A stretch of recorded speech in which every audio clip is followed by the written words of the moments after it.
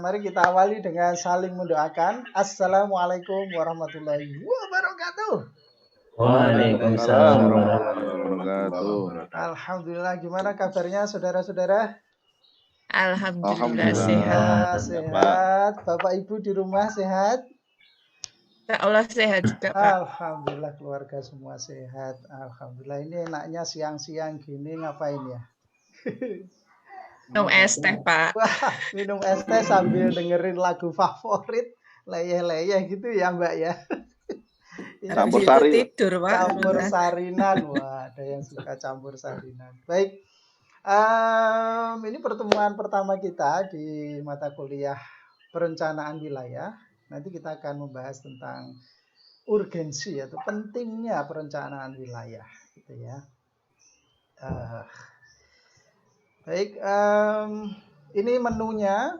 Nanti ada kontrak belajar dulu ya, kemudian kita sampaikan tujuan pembelajarannya. Lalu apa itu perencanaan? Karena mata kuliah perencanaan itu ada dua kata, perencanaan dan wilayah. Kita bahas yang perencanaan dulu.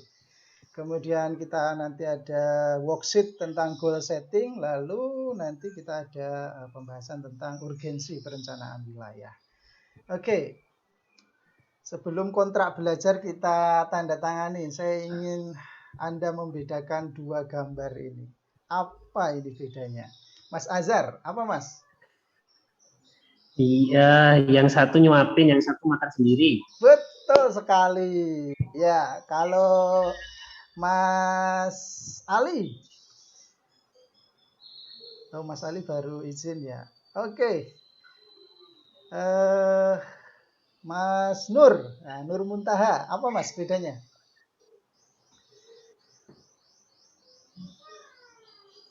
Apa Mas? Halo? Apa bedanya yang mana tadi? Ini Mas Ali. Oh, udah, Mas Ali ini? dulu. Oh iya, Mas Ali Mas Ali dulu. Bedanya gambar ini dua. Tadi Mas Azhar sudah menemukan yang satu makan sendiri, yang satu pulang ya? Ini apa lagi? Apa Mas Ali? Guyang-guyu. Yang satu di pengungsian kayaknya itu. Oh, yang satu pengungsian, yang satu di perkampungan. Yang satu di rumahnya sendiri. Oh iya, lokasinya beda ya. Kalau Mas Ipin yang ini satu habis karnaval itu Pak. Yang satu bukan habis pengungsian, karnaval. habis karnaval itu. Betul. Yang satu nggak pakai topi itu, Pak. Yang satu pakai topi, yang satu nggak pakai topi. Coba Saya Pak Amin. Ya, monggo. Apa Mas? Yang satu pakai piring, yang satu pakai kerdus. Wah, betul sekali. Itu yang tampak. Tapi kalau mahasiswa itu melihatnya sesuatu yang nggak tampak dong. Apa ini? Yang satu mikirkan perutnya sendiri, yang ibu-ibu ini mikirkan perutnya anaknya sebelum mikirkan perutnya sendiri. Wah, luar biasa. Wah, mantap. Kita analisisnya bagus sekali. Lagi Pak Amin. Ya, apa? Sama-sama gratis. Yang laki-laki nggak pakai daster, yang perempuan pakai daster. Iya. Ayo, apalagi ini bedanya yang tidak tampak, tapi sama-sama gratis, sama-sama gratis. Kok tahu ya? Ayo, ini belum ketemu ini.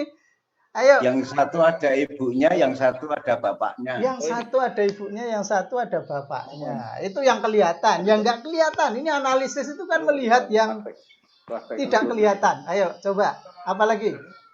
Duduk sama berdiri, Pak. Betul sekali, Mbak Enita. Yang satu duduk, yang satu gitu. makan sambil berdiri. Mana yang lebih sopan? Makan, Pak. Duduk, Pak. Ambil duduk. Saya bawa. Duduk, Pak. Betul. Nah, jadi kita nanti akan belajar dengan cara orang dewasa. Orang dewasa itu kan orang yang tahu sopan santun, tahu perintah agama, ya kan? Kalau makan ya sambil duduk, ya kan? Sambil makan sendiri, ya. Yang satu kan disuapin ya. Artinya dia tergantung kepada orang lain. Sementara yang satu, bapak-bapak itu sudah tahu makan sendiri. Artinya dia sudah tahu kebutuhannya sendiri. Ya kan?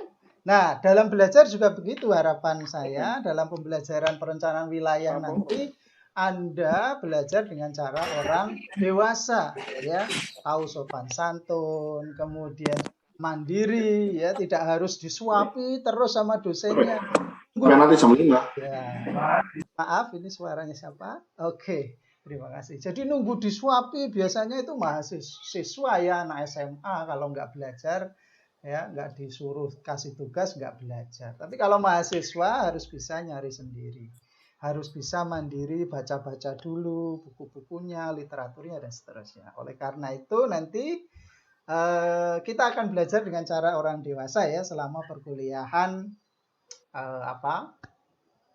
perencanaan wilayah. Jadi udah besar disuapin, mau kan nggak mau ya, Anda harus belajar dengan cara orang dewasa ya. Orang dewasa itu ya sadar akan kebutuhannya ya, tidak nunggu diberi tahu. Oke, itu makanya kontrak belajar kita untuk perencanaan wilayah selama 1 semester ini ya, kita akan mandiri, proaktif, penuh kesadaran, saling menghargai. Sah ya, kita setuju ya kontraknya seperti ini. Oke Kak Gedok ya, dok. Oke, kita lanjut. Nah, tujuan pembelajaran kita adalah menganalisis urgensi perencanaan wilayah pada pembangunan di Indonesia ya. Kemudian nanti kita akan menggunakan metode yang namanya role play atau bermain peran. Etok-etok men dadi pemain film ya, memerankan orang lain ya kan, seperti siapa ya, Eko Uwais itu kan bukan memerankan dirinya kalau di film ya, dia memerankan orang lain. Nanti saya minta Anda memerankan orang lain gitu ya. Ini sambil promosi ya, vouchernya sudah ditukarkan belum di mana itu, Bookstore udah belum? Azhar pasti sudah ya Mas Azhar. Iya, nanti ditukar ya. Kemarin lewat tutup kok, Pak. Tutup ya. Besok jangan hari Minggu lewatnya ya, hari Senin.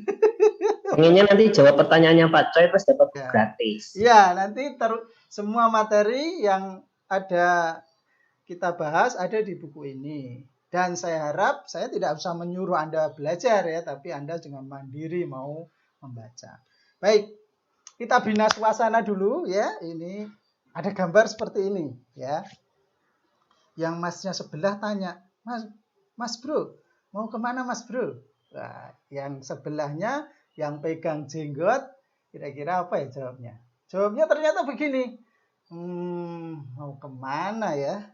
Bingung. Kira-kira kalau ada orang naik bis, tidak tahu tujuannya, dia bisa sampai nggak? Kira-kira sampai nggak? Ya sampai, tapi tujuannya nggak jelas. Ya kan nggak jelas sampai terminal iya Sampai Pak. terminal nanti ditanya misalnya, Mas mau kemana? Sebentar, saya pikirkan dulu. Ini misalnya naik dari Bangjo UMS ya ke arah Semarang, naik bis hijau tujuan Semarang. Ngeng, tekan Semarang ditanya, Mas mau kemana? Sik Mas, tak pikir sik. Balik lagi tekan Solo ditanya, Mas mau kemana? Sebentar. Ini masih bingung. Wah, kira-kira berarti dia tidak akan sampai ya, karena dia tidak tahu tujuannya. Tapi kalau tahu tujuannya, Mas mau kemana? Saya mau ke Solo Tigo Pak. Oh ini Mas karcisnya kalau Solo Tigo 10.000. Nanti kira-kira kalau dari UMS itu 1 jam sampai. Harganya, biayanya akan tahu ya. Kemudian waktu sampainya juga kira-kira akan tahu. Tapi kalau nggak tahu tujuan ya nggak akan sampai ya. Nah, ini kesulitan utama ini para mahasiswa ya, menentukan tujuan hidupnya ya. Kesulitan pertama, padahal ya kita tahu ya, nature of planning atau sifat dasar dari perencanaan mata kuliah kita ini adalah goal oriented, berorientasi pada tujuan ya. Nah, by the way, ngomong-ngomong tentang perencanaan ya, agama Islam, agama kita ini juga mengajarkan perencanaan ya. Di Al-Qur'an sudah disebutkan, a'udzubillahi minasyaitonirrajim, ya ayyuhalladzina amanu ittaqullaha wal tanzur nafsum ma qaddamat lighad wattaqullaha innallaha khabirum bima ta'malun. Hai orang-orang yang beriman, bertakwalah kepada Allah dan hendaklah setiap hari memperhatikan apa yang telah diperbuatnya untuk hari esok. Ya, dan bertakwa bertakwa kepada Allah, sesungguhnya Allah Maha mengetahui yang kamu kerjakan. Ya, perhatikan apa yang telah kamu lakukan untuk hari esokmu. Ya, artinya ya merencanakan. Kamu sudah merencanakan apa? Kamu sudah melakukan apa untuk hari esok? Hari esok ini bisa besok pagi, bisa minggu depan, bisa sampai hari esok, hari akhirat. Begitu. Di hadis juga banyak ya. Salah satunya ya hadis Rasulullah. Orang-orang yang cerdas adalah orang yang mampu menghitung-hitung amal perbuatannya dan mempersiapkan amal untuk hari esok. Hadis riwayat Tirmidzi. Nah, maka sebaiknya Anda sebagai seorang muslim, cendekiawan muda harus sudah mulai memikirkan masa depan Anda 5 tahun, 10 tahun, atau bahkan setahun yang akan datang, atau bahkan 1 semester yang akan datang, harus sudah Anda rencanakan dari sekarang. Ya.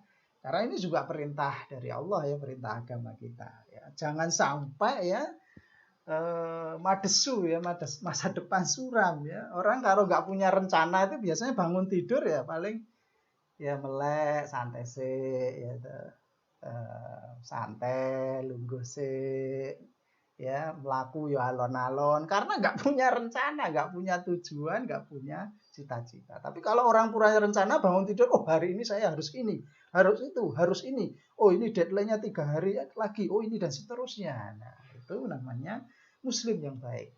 Ya untuk membuat perencanaan ada namanya metode time capsule ya. Kapsul waktu. Jadi Indonesia itu juga sudah pernah membuat kapsul waktu ya. Indonesia Raya melintas waktu 2015-2085. 70 tahun ini kapsul ini sudah ditanam di Papua sana ya. Ini sudah tahun 2015 dulu ini ya.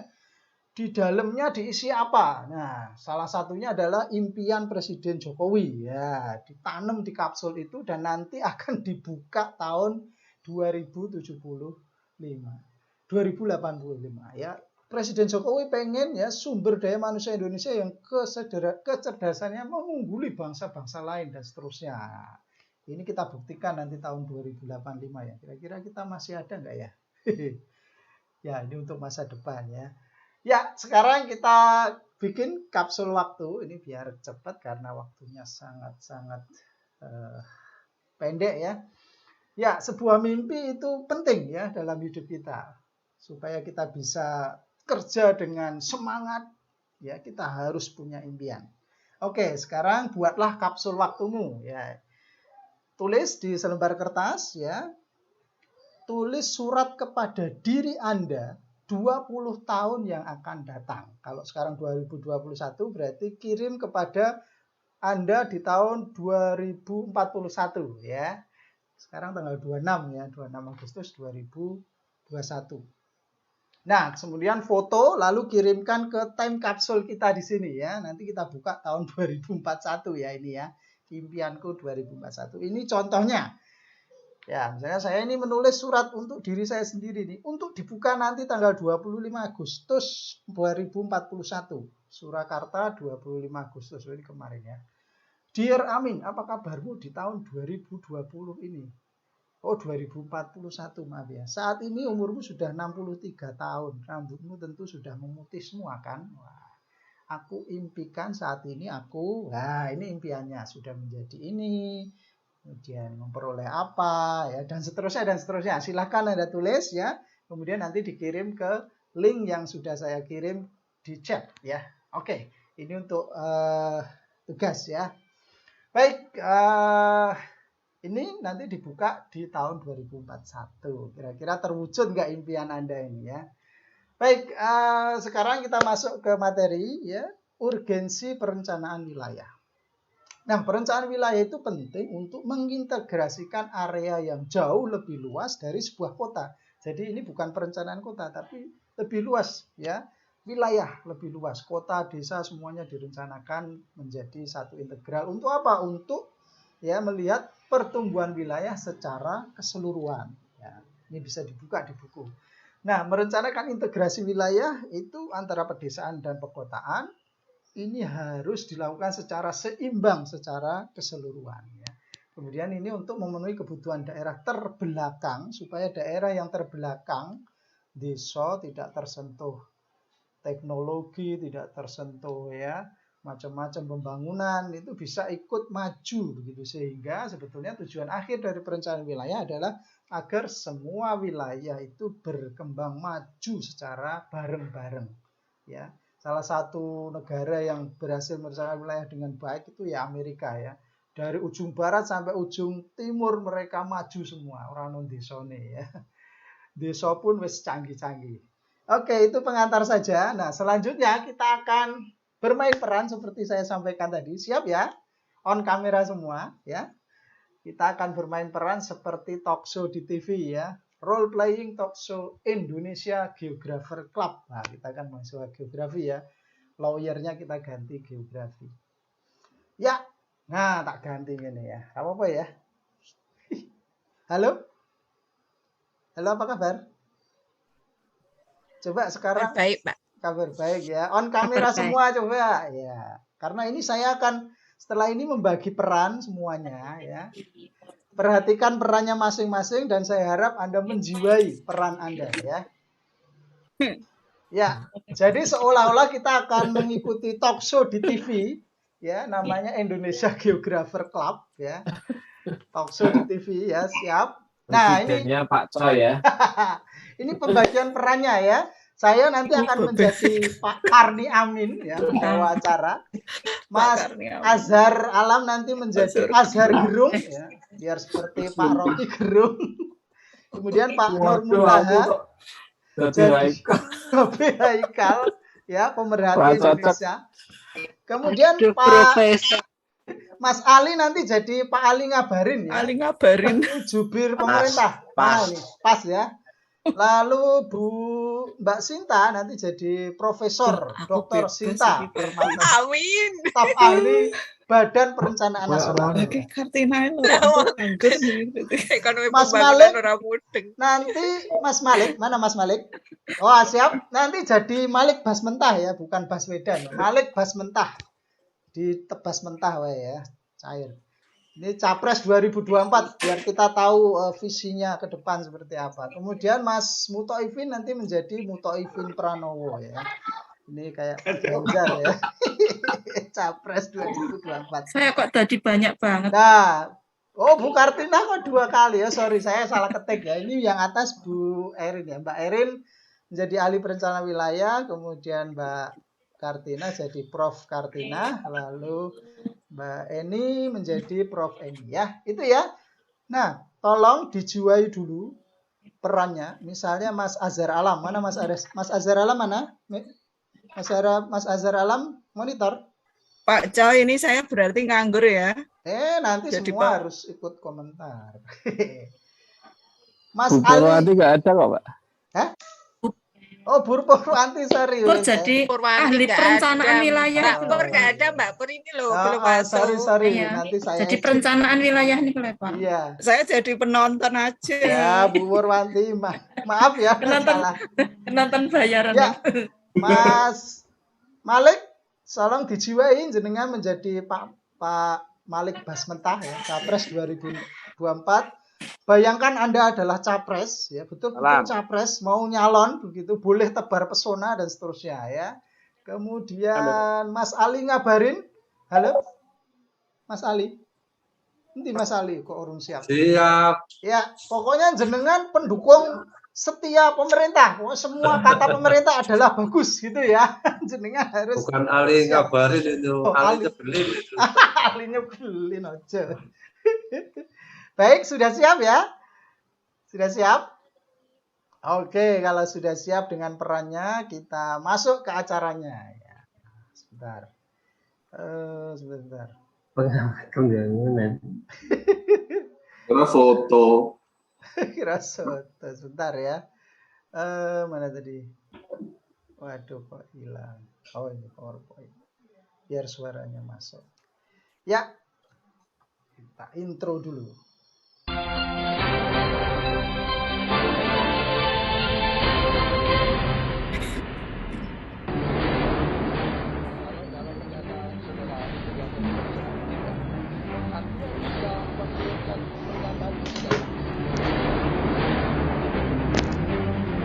Ini seperti ancaman terhadap demokrasi.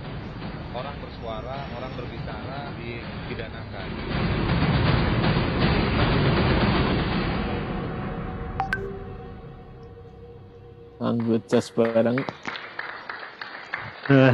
Pemirsa, Mereka yang pemirsa, kita rehat sejenak. belum kok rehat ya. belum kok rehat. Kita mulai ya. Baik, pakai jas biar seperti Pak Karni ya. Baik, pemirsa, kesenjangan wilayah di Indonesia sangat kritis. Kalau kita lihat gambar ini ya, yang merah-merah itu adalah wilayah dengan kesejahteraan yang rendah. Yang hijau itu kesejahteraan yang lebih tinggi. Kalau kita lihat di Indonesia Timur sebagian besar memerah ya, artinya kesejahteraannya cenderung lebih rendah dibanding Indonesia di bagian barat. Indeks pembangunan manusia juga terlihat sangat senjang ya. Indeks pembangunan manusia itu termasuk pendidikan, ya ekonomi, kemudian kesehatan ya. Di bagian timur semuanya merah gitu. Ini menunjukkan bahwa antara Indonesia Barat dengan Indonesia Timur saat ini terjadi kesenjangan yang sangat menganga. Nah, kalau kita lihat meskipun ekonomi tumbuh tetapi ya tingkat kemiskinan juga ikut naik. Ya, di daerah Jawa sendiri, di tanah Jawa ya, pertumbuhan tinggi tapi tingkat kemiskinan juga tinggi. Nah, kalau kita lihat daerah maju dan daerah tertinggal ya, tadi sama ya. Jadi Jawa merahnya lebih sedikit dibanding yang lain. Jadi ada kesenjangan Jawa luar Jawa, Indonesia Timur dan Indonesia Barat. Padahal kita sudah 76 tahun merdeka ya. Sarana prasarana di Jawa luar biasa lengkap ya, teknologi komunikasi, sarana pendidikan, sarana jalan ya, dan lain-lain. Sementara ada di daerah-daerah itu ya, mau nyari internet aja harus naik ke gunung ya, dan seterusnya dan seterusnya. Baik, fokus diskusi kita kali ini adalah sudah 76 tahun Indonesia merdeka, tapi kesenjangan pembangunan masih menganga lebar. Siapa yang salah? Apa sebenarnya sebabnya? Oke, kita langsung ke juru bicara pemerintah ya. Ini kenapa ini kok Indonesia masih terjadi kesenjangan ini, Pak Ali Ngabalin. Pak Ali. Ya, karena ini warisan dari pemimpin-pemimpin yang lalu ya. Nah, ini jadi Pak Jokowi ini tinggal cuci piring ini. Yang makan enak-enak sudah para pendahulunya ini. Jadi kita harus kerja keras itu. Begitu ya. Berarti ini bukan salah presiden yang sekarang ya. Ini salahnya. Bukan, ini presiden yang lalu. Kalau ada keberhasilan iya. Presiden sekarang. Oh, begitu. Gimana menurut Mas Gerung ini? Gimana Mas Gerung? Apakah benar seperti itu? Ya untuk kebijakan-kebijakan pemerintah ya, namanya pemerintah itu harus dikritik ya, harus tak boleh anti kritik gitu ya. Yang jelas pemerintah ini perlu membuktikan lagi kebijakan-kebijakannya itu tepat sasaran, jadi bukan salah sasaran ya. Dari pembangunan proyek-proyek infrastruktur, hutang yang begitu banyak, itu tanggung jawabnya ya termasuk juru bicaranya Pak Muhammad Ali tentang kebijakan-kebijakan yang ini. Jadi jangan menyalahkan orang-orang yang dahulu, sedangkan kita sedang membuat kesalahan untuk ditanggung pemimpin masa depan. Terima kasih.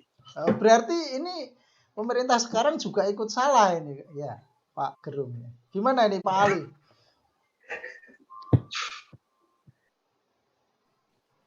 Kalau mau memperbaiki ya 3 periode gitu. 3 periode. Oke. Nah, ini kita ingin melihat ini para calon presiden 2024 ini kira-kira perspektifnya seperti apa ini? Punya solusi enggak ini dengan kesenjangan di Indonesia? Oke, kita ke Mas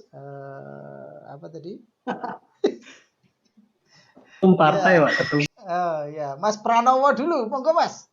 Wah, ini orang Jawa. Matur suwun. Ya. Matur suwun Pak Menteri. Kami Ilyas. Menurut saya itu salah semuanya ini. Wah, salah semuanya ya. salah semuanya. Salah Pak Jokowi, salah Pak SBY, salah Pak Prabowo. Makanya saya sudah bilang, jangan pilih Jokowi, jangan pilih Prabowo. Pilih Muhyiddin Pranowo. 2024 kita jadi presiden. Insya Allah bersih, tidak korupsi, tidak ngapusi. Demi Ibu Pertiwi. Gitu ya. Tapi apa solusi Anda untuk mengatasi kesenjangan pembangunan ini? Kok Jawa terus yang maju? Kalau saya 2024 pilih Ganjar Pranowo for presiden. Loh, programnya apa? Programnya Ganjar-Ganjar. Asal suruh milih itu programnya apa? Program yang paling utama adalah ilmu pendidikan Islam maju. PA tidak akan dihilangkan. Loh, apa hubungannya dengan kesenjangan pembangunan? Ya, kalau ilmu pengetahuan Islamnya bagus, tidak ada korupsi, karena kesenjangan ekonomi kan dari korupsi manusia itu sendiri.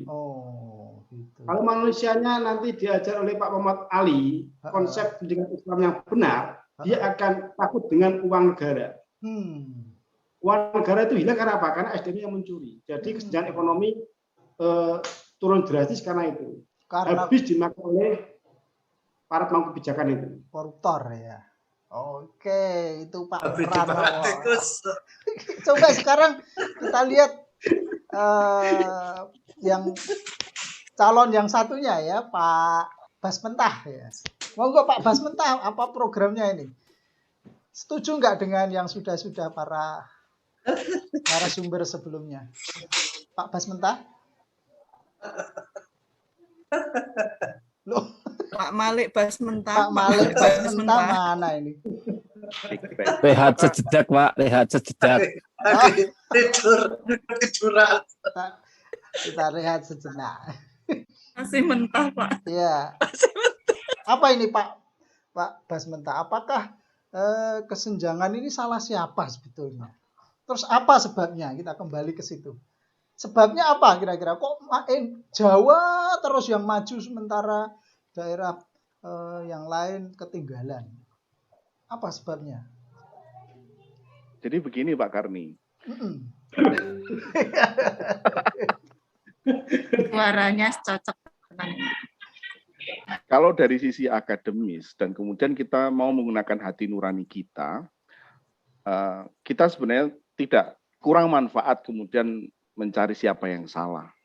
Karena sudah jelas siapa yang membuat kebijakannya seperti apa, apakah kemudian dampaknya kelihatan. Saya kira ini sudah cukup jelas siapa. Ya. Dan untuk kedepannya ini tidak boleh terulang lagi. Jakarta sekarang semakin tertata, ya. Banjir semakin surut, kemudian penanganan COVID sangat baik. Ya. Itu manis.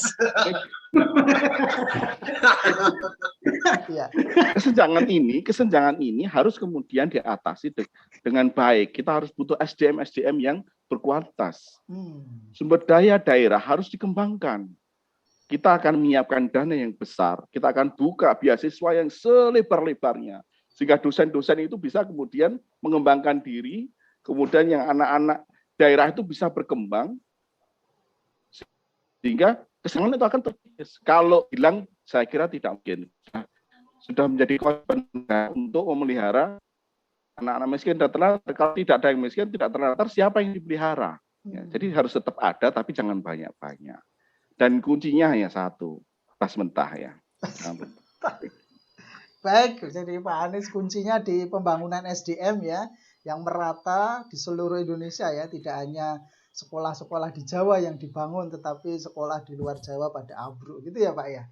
Oh iya Pak Karni. Sama merajut tenun kebangsaan. Wah, ya ini dari Profesor Kartina ini, ahli perencanaan wilayah, ini memandang dari sisi perencanaan wilayah gimana ini Bu? Prof? Katanya tadi saya ahli ekonomi. Oh, ahli ekonomi ya, wes ahli ekonomi. Lali aku. Ini jadi Sri Mulyani atau jadi? Ya, jadi Sri Mulyani. Di Sri Mulyani. Ya, Sri Kartina. Baik, kalau saya menyoroti tadi ada pendapat yang hutang negara yang bertumpuk-tumpuk tadi ya Pak ya. Nah itu saya kira memang situasi yang tidak bisa kita hindari Pak. Nah apalagi kondisi saat ini pandemi di mana negara ini membutuhkan biaya yang sangat luar biasa, maka memang hutang tidak bisa dihindari karena ini menyangkut nyawa Pak. Nah apalagi kalau tidak segera diatasi nanti itu kan semakin mengobrak-abrik perekonomian negara gitu ya. Jadi dengan terpaksa harus berhutang tadi diharapkan kita dapat segera mengatasi kondisi pandemi, segera berakhir dan nanti perlahan-lahan ekonomi itu akan pulih kembali gitu Pak. Itu pendapat saya Pak. Jadi utangnya banyak enggak apa-apa ya. Sementara Pak. Ditanggung bareng-bareng. Iya, nah itu pemerintah harus mendukung dengan masyarakat harus ikut berpartisipasi dengan taat bayar pajak, Pak. Oh, itu ya. Oke, kita sekarang ke ini orang Jakarta asli nih.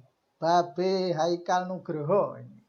Gimana nih Babe ini juga terjadi kesenjangan loh, Be, antara Jakarta dengan luar Jakarta. Ya, kalau kita lihat Jakarta dibandingkan Solo saja jauh sekali. Solo belum punya jalan layang, Jakarta jalan layangnya sudah puluhan ya. Padahal kelasnya Solo. Gimana nih Babe melihat kesenjangan ini?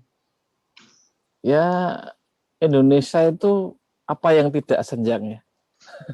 Jadi semuanya senjang gitu. Dan persoalannya sederhana saja. Jadi itu hanya persoalan moral gitu.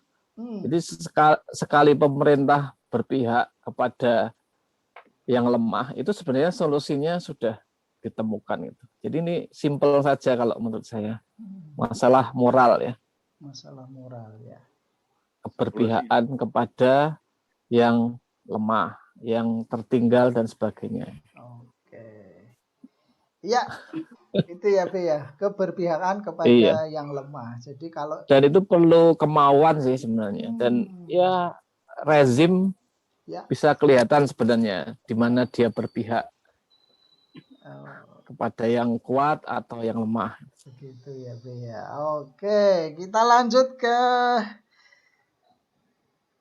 siapa ya ini ya yang belum? Profesor Enita ya. Ini ahli perencanaan wilayah, ini harusnya memandang dari segi perencanaan. Jadi tadi juga Pak Ali ya sudah mengatakan ini sudah dilakukan oleh orang terdahulu, sudah direncanakan oleh orang terdahulu, jadinya seperti ini, senjang, tidak adil. Gimana ini Prof. Enita memandang hal ini? Baik, Pak Coy, Pak Karni Amin. Karni Amin. Jadi Indonesia itu karena dulunya adalah negara jajahan, kita serba ketinggalan. Di zaman dulu penjajah sudah membuat tata kota yang bagus, yang sedemikian rupa mengakomodir kebutuhan-kebutuhan masyarakat. Namun karena terjajah, kita akhirnya terbelakang gitu ya. Dan lama-kelamaan karena memang setting awalnya itu sudah seperti itu, jadi ini sulit juga ketika di masa sekarang mau merombak, mau mendesain ulang. Nah, makanya mungkin yang memang paling dimungkinkan adalah membuat kota baru yang belum diapa-apain gitu ya. Jadi supaya desainnya supaya lebih bermanfaat untuk masyarakat banyak. Kemudian juga membuka kesempatan bagi masyarakat yang kalau direncanakan sebelumnya di Kalimantan itu karena di sana juga masih longgar dan penduduknya sedikit, mungkin lebih bisa daripada memang di Jakarta, walaupun memang ada pertimbangan-pertimbangan yang lain. Jadi kalau berbicara masalah kesalahan, memang dari awal sudah itu bukan kesalahan ya, karena kita juga bangsa terjajah dulunya, begitu ya. Pak Karni. Gitu ya. Amin. Prof. Eni. Ya, Prof. Pur, silakan. Halo, sudah tersambung dengan Prof. Pur? Kayak profesor tenan. Oh lah ya. Nampaknya belum tersambung ini. Prof Enita dulu ya. Ini tata kota tadi Prof. Halo, maaf. Oh, ya, halo, maaf. Ya. Tadi sempat terputus Pak internet saya. Oke, Prof Pur ini sebagai ahli tata kota. Tadi Prof Eni salah satu solusinya memindah ibu kota ini. Gimana? Apa memang itu solusi atau jangan-jangan malah memindahkan bencana ke sana gitu, ke Kalimantan? Gimana, Prof? Kalau menurut saya sependapat ya dengan Profesor Enita, jadi sebaiknya ibu kota dipindah ke Kalimantan. Karena saya kemarin mengikuti kuliah Profesor Khoirul Amin, jadi memang sebaiknya pusat pemerintahan itu tidak menjadi satu dengan pusat perekonomian. Jadi sebaiknya memang dipindahkan, jangan di Jakarta. Jadi seperti itu pendapat saya. Jadi saya cocok dengan pendapatnya Profesor Enita. Begitu Bang Karni. Amin. Oke, Prof Pur ya. Mungkin ada bapak-bapak atau ibu-ibu menambahkan sebelum kita rehat? Iya, Bu. Gimana? Terakhir. Oh ya, Bu. Pak Karni Prof Amin. Sinta, oh sorry Bu. Prof ya ini Sinta saya ini terakhir sendiri nih. Gongnya Maaf ini yo tadi tuh saya satu hari ini tuh ada 5 Zoom meeting jadinya pindah-pindah begitu ya Prof ya. Ya Pak biasa. Karni Amin ya. Gimana Prof Sinta ini dari Bappenas merencanakan apa ini? Ya kalau kita ikuti dari perencanaan jangka panjang pembangunan dari pemerintah yang sekarang, yang seperti dinyatakan oleh Pak Ali ngabarin tadi ya, bahwa sifatnya itu ada kontinuitas, tetapi entah nanti bisa 3 periode atau tidak ya kita lihat saja ya. Nah kalau kita lihat sebetulnya tolak ukur pengembangan wilayah yang dilakukan oleh Presiden Jokowi saat ini itu adalah pemerataan infrastruktur. Itu mungkin yang tadi terlewat untuk dibahas. Kalau kita lihat di bawah saja sudah ada jalan tol Trans Java. Itu tujuannya apa? Supaya distribusi berjalan dengan lancar sehingga terjadi pemerataan distribusi barang di berbagai daerah dan tidak terpusat saja di satu titik. Sehingga kan harapannya nanti GDP bisa naik ya. Karni ya. Demikian juga kalau ada Trans Sumatera, lalu ada Trans Sulawesi juga sudah mulai, ada Trans Papua juga sudah mulai. Harapannya nanti mungkin ada trans yang lain ya, asal bukan BST ya, Batik Solo Trans. Batik Solo Trans luar biasa. Atau Trans Jakarta ya. Jadi harapannya ya karena ada pengembangan infrastruktur di berbagai tempat, termasuk tadi peletakan berbagai momen-momen yang diratakan bukan hanya di sisi sebelah barat, tapi di sisi sebelah timur, itu distribusi juga akan semakin lancar. Kalau tadi saya mengikuti perkuliahannya Prof. Malik Mustafa tentang reaktor nuklir ya, itu kan bahan bakar di wilayah timur itu agak mahal, jadinya ya harus mulai dibangun ya supaya merata ya. Oh, teknik kimia. Ya. Oh iya, betul. Begitu mungkin Pak. Bangun teknik sipil. Ya betul juga ya Prof Sinta ya, kalau nggak ada jalur transportasinya apa-apa jadi mahal ya. Ini masih menunggu lagi nanti trans yang laut loh Pak. Itu baru yang darat, itu belum yang laut. Nanti kapan-kapan bikin trans udara juga mungkin loh ya. Tapi ya enggak tahu 2085 itu mungkin ya Pak ya. Iya. Ini berarti Jokowi 4 periode ini. Lah nanti lah sampai 2085 itu berapa Pak? Inkonstitusional itu. Lah Pak Pranowo sudah gatel ini. Pak Mutoibin Pranowo kepengen gimana ya, rambutnya sampai sudah putih semua itu Pak Pranowo itu. Nah, ini gimana nih para kritikus pemerintah ini setuju nggak ini Pak Azhar Gerung nih? Oh mungkin pengamat budaya Pak Muhyiddin ini belum ini Pak. Pengamat budaya. Aku ramelan. Gimana Pak Rom? Pengamat budaya belum ada. Oh iya Pak. Pengamat budaya ini biasanya yang pakai topi itu loh, siapa itu? Sujiwo Muhibin. Sujiwo Muhibin ya. Bagaimana Mas Sujiwo Muhibin ini pengamatannya, penerawangannya terhadap masa depan pembangunan di Indonesia? termasuk ini tidak apa ya namanya ya, nggak setuju dengan presiden-presiden yang lalu, apalagi yang sekarang. Ngelola negara nggak orang nganggo rasa. Iramanya itu nggak cetha, nggak genah, dirungokke nggak cetha. Kemudian dilihat dari visualnya itu ora temoto. Jadi ini wis ora kepenak, nang mripat ya ora kepenak. Mohon maaf Mas Karni, saya terpaksa ngomong begitu, ini realita. Realita. Terima kasih. Iya. Itu mau apa hubungannya ini? Ya, jadi orang genah gitu ya Pak ya, sakar PDW akhirnya pembangunannya jadi seperti itu ya. Sepet. Baik, kita rehat sejenak. Ya, disuruh pindah grup kita. Pindah grup karena pindah grup dia. Iya. Oke. Saya apresiasi sekali dengan strateginya Pak Amin. Wah, luar biasa ini.